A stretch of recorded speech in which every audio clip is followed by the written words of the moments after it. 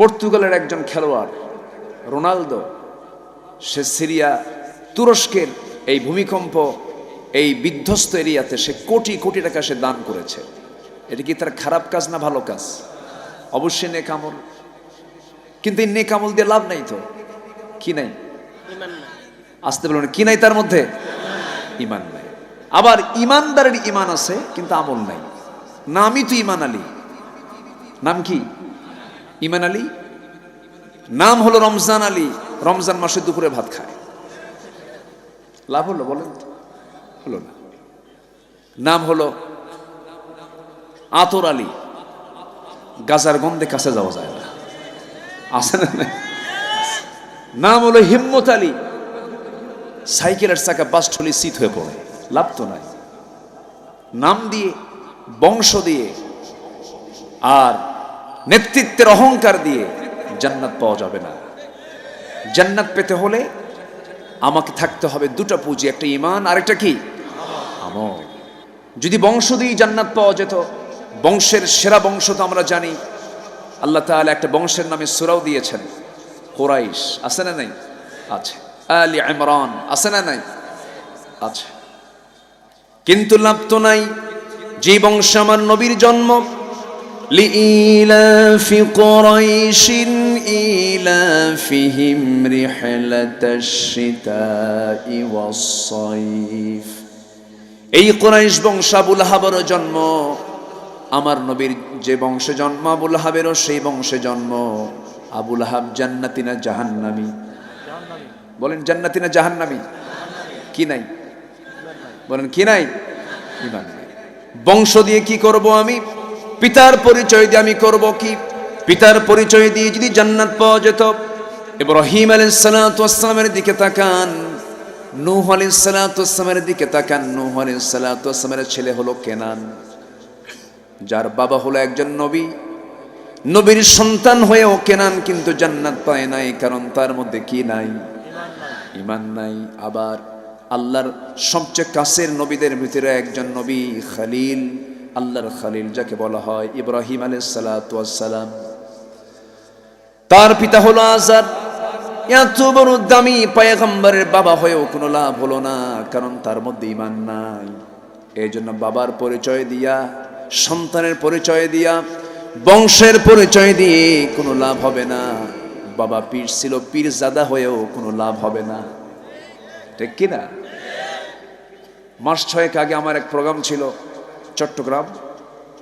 ঢাকা থেকে আমি এয়ারপোর্টে ডোমেস্টিক সাইড দিয়ে ভিতরে ঢুকতেছি, তো বোর্ডিং পাস নিয়ে ভিতরে গিয়ে ঢুকবো, বসবো কোথায়? বসার জায়গা পাচ্ছি না।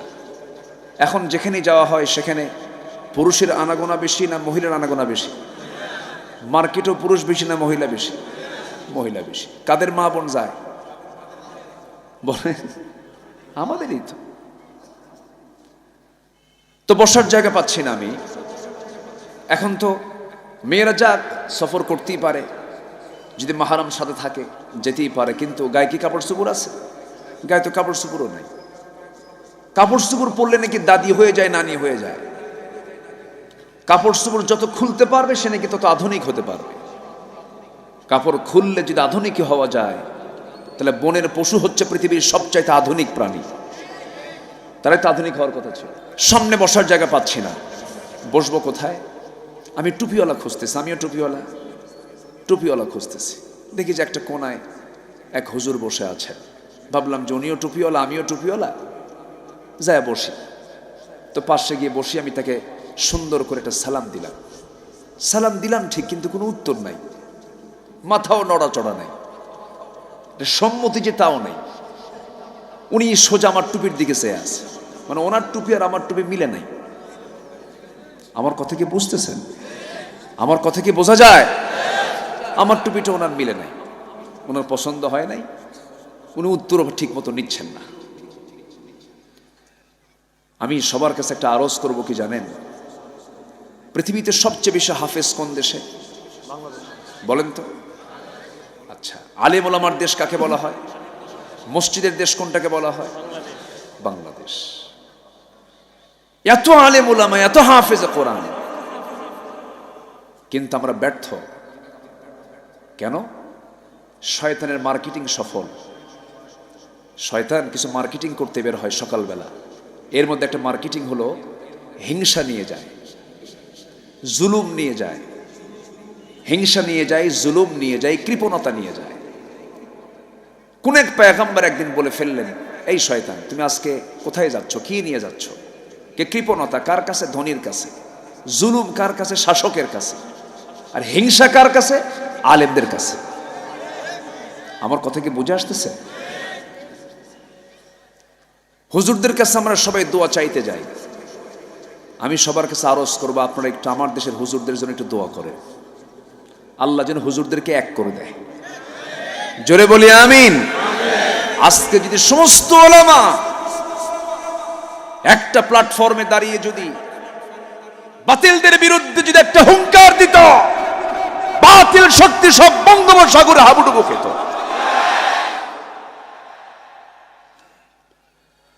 সম্মানিত ভাইয়েরা, আমরা ওই আয়াতগুলো ভুলে যাই। ইন্নামাল মুমিনুনা ইখওয়া ফাসলিহু বাইনা আখওয়াইকুম ওয়াত্তাকুল্লাহ। মুমিনরা হলো ভাই, ইসলাহ করে নাও, সাবধান, ইসলাহ করতে নিয়ে ভুলো না। ওয়াত্তাকুল্লাহ, আমাকে ভয় করো।